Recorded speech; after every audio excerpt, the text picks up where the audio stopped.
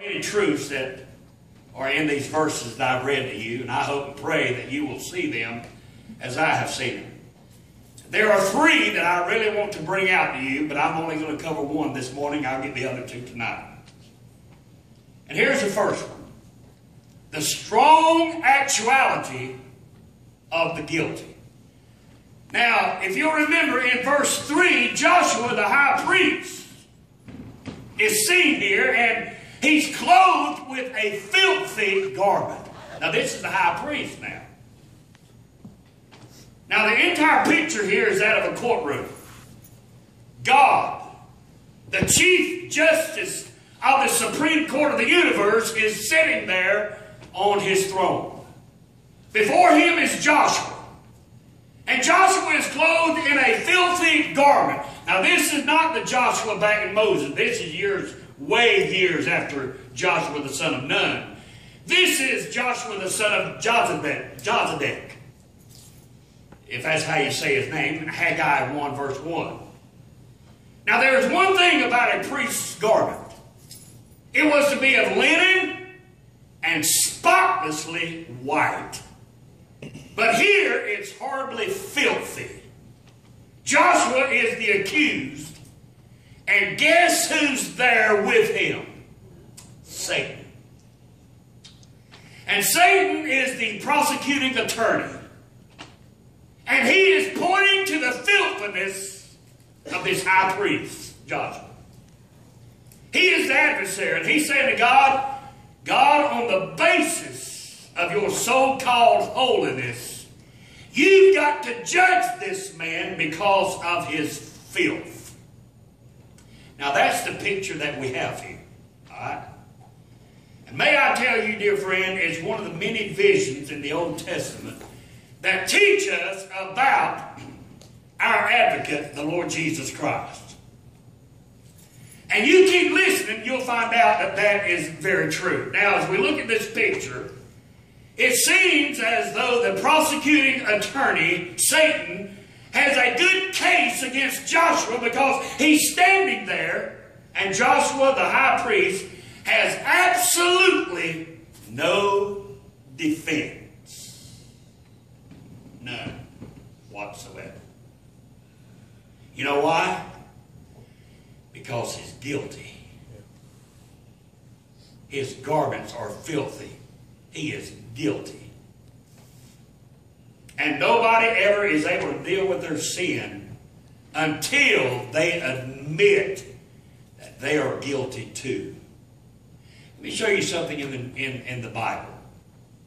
Romans 3:19. Pay attention. Now we know that what things soever the law saith, it saith to them who are under the law, that, I got it underlined, every mouth may be stopped. Now look at the latter part. And all the world may become guilty before God. Now, I don't know about you, but that is very strong language here. That every mouth may be stopped. You know what he's saying here? Shut up and plead guilty. Shut up and plead guilty, that every mouth may be stopped, saying there's nothing wrong with me.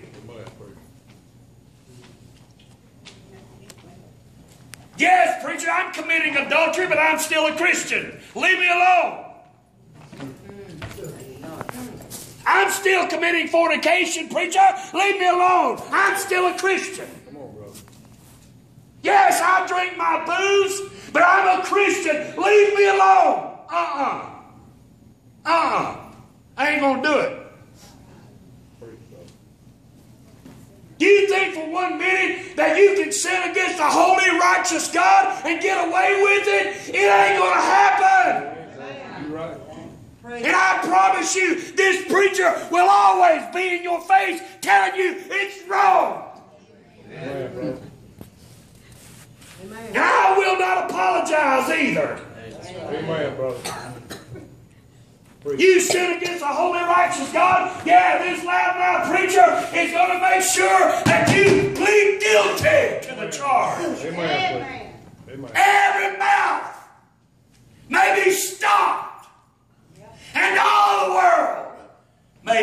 guilty before God. Hey, you're guilty.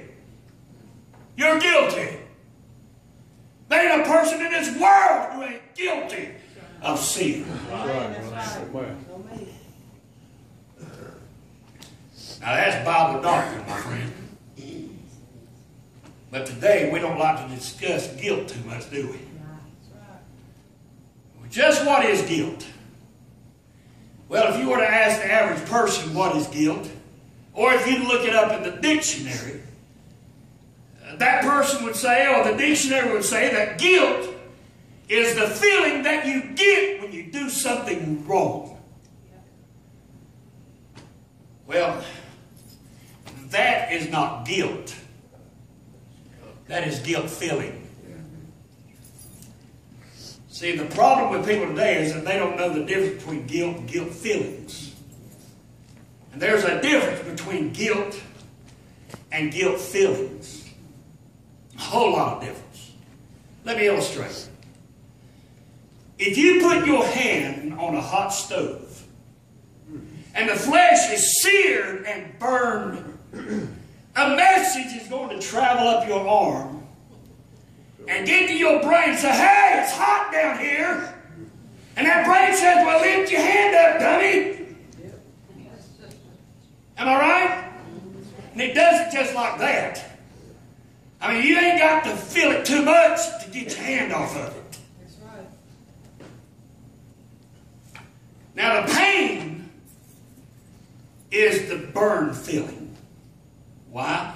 Because the burn is there. Guilt feeling is not guilt.